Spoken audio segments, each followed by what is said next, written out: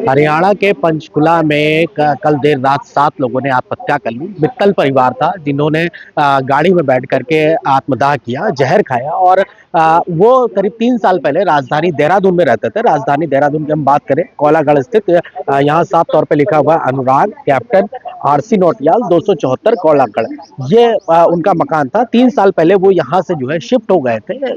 साथ ही साथ ये जो मकान है उन्होंने जो है इसको बेच दिया था और वो अपने दोस्त के साथ चंडीगढ़ शिफ्ट हो गए थे। लेकिन करीब बदहाली के कारण उनकी जो स्थिति हुई वो स्थिति ये हुई कि वो जाकर के वहाँ पे उन्होंने आत्मदाह किया। चूंकि वो ट्रैवल एजेंसी का और एनजीओ का दोनों का काम करते थे और काम करने के बाद वहाँ पे कल वो बागेश्वर की कथा करने गए, सुनने गए हुए थे। उसके बाद कल देर रात पूरे परिवार ने एक साथ आत्मदाह किया। हमारे साथ उनके कोई पड़ोसी भी मौजूद हैं। पड़ोसी, आपका क्या नाम है? राजकुमारी नौटियाल। राजकुमारी नौटियाल जी, एक चीज ये बताइए, आप इतने साल से प्रवीण जी के पड़ोसी रहे हैं, राजीव जी के, कैसा लगता है, क्यों उन्होंने ये कदम उठाया होगा? ये तो समझ से बाहर हो रहा है। ऐसा तो उनका महसूस ही नहीं हुआ, ऐसा कर सकते थे। वो तो बहुत मजबूत लोग थे। हरियाणा के तो वैसे मजबूत लोग हैं। पता नहीं क्यों करा उन्होंने। बस यहाँ से जब गए खाली करा तो मैं पूछने गई हूँ तुमने खाली क्यों करा, मुझे बता के तो जाते। कह रही आंटी उन्होंने किराया बढ़ा दिया था, बस ये बताया। मतलब मुझे बताते। मैंने कहा जो मकान मालिक ने जो लिखा मैं उनसे बात करके कम करा देती थोड़ा, पर मुझे बता के तुम क्यों नहीं आए, बस यही मैंने बोला। पर उन्होंने अपनी कमजोरी कभी नहीं बताई कि हम क्या परेशान हैं, बताया नहीं। किस तरीके का काम करते थे?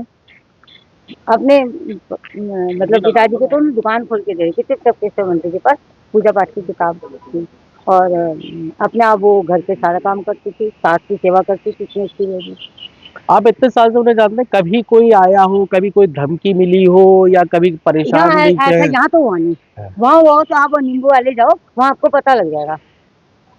नहीं तो मैं वो घर दिखा देती हूँ, यहाँ छोड़ दिया था। मुझे प्रॉब्लम भी तो नहीं बताई उन्होंने, वो तो खुद बहुत हिम्मत वाली लेडी थी। मतलब इस तरीके की क्या सरकार को ये कदम नहीं उठाना चाहिए कि जो छोटे व्यापारी हाँ, हैं उनके साथ उनको? हेल्प करें बस। ये जैसे सैलरी बढ़ा रखी है 1.5 लाख 2 लाख कर रखी है, उस हिसाब से महंगाई ना करें बस। महंगाई ना करें, क्योंकि चीज तो सब चाहिए ना इंसान को, बच्चों को सब चीज चाहिए। महंगाई कम करें या फिर सैलरी के हिसाब से करें सबका। लेकिन कथा सुनने के बाद बाद वो और ऐसा इस काम कर रहे तरीके की काम किया, मतलब एक हृदय विदारक हैं। बहुत घटना है। धार्मिक भी थे वो, धार्मिक भी थे वो। अच्छी पूजा पाठ वाली सब चीज थी इनके अंदर, क्यों करा उन्होंने। मुझे बहुत दुख है इस बात का। मेरे फोन उठाती, एक बार फोन नहीं उठाया। चंडीगढ़ भी मैंने फोन करा, नहीं उठाया उन्होंने। अभी आखिरी बार कितने कब बात हुई थी आपकी? 3 साल तो हो ही होंगे।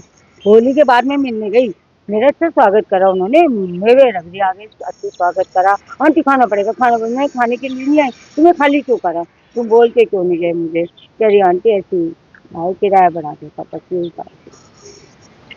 बिल्कुल, ये पड़ोसी है राजकुमारी नौटियाल जी और काफी समय से उनको जानती थी। वो परिवार इतना हंसमुख था, खुशहाल था, लेकिन किसकी नजर लग गई ये किसी को नहीं पता मैं तो है। नजर ही काल नहीं के गई। गाल में कौन पहुंच जाता है नहीं पता चलता है। इस तरीके से अचानक उन्होंने पूरे परिवार के साथ आत्महत्या करी है। एक बड़ी घटना है, हृदय विदारक घटना है। उनके जो पड़ोसी हैं वो तक परेशान है कि इस तरीके के लोग वो नहीं थे, ना तो उनका कोई क्रिमिनल बैकग्राउंड रहा है। एक सीधा सा परिवार, एक सच्चा सा परिवार, एक मीडियम फैमिली का परिवार, और इस तरीके की घटना जब सामने आती है तो एक जाहिर सी बात है कि दिल झकझोर कर देती है।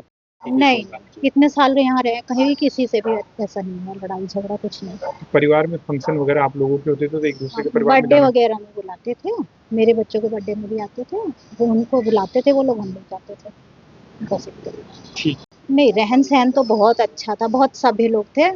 उनकी वाइफ कहती थी कि वो एनजीओ में काम करते हैं कहीं का।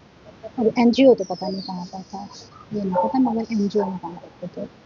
ये सनसनीखेज प्रकरण की जानकारी देर रात्रि हुई थी सोशल मीडिया के माध्यम से, और इसमें जो पंचकुला पुलिस से भी संपर्क करके जो प्राथमिक जानकारी थी तो उनके द्वारा बताया गया कि कल रात्रि 10 बजे करीब कंट्रोल रूम में वहाँ सूचना पहुंची थी कि एक कार के अंदर कुछ लोग अचेत पड़े और इस तरह कुछ पॉइजनस चीज़ें खाली है। इसके आधार पर जब टीम वहाँ पहुँची थी तो इसमें 6 लोग मृत पाए गए थे। एक व्यक्ति जो जीवित था, उसको भी नज़दीकी अस्पताल में उपचार हेतु भेजा गया था, बट उसकी भी वहाँ पर डेथ हो गई थी।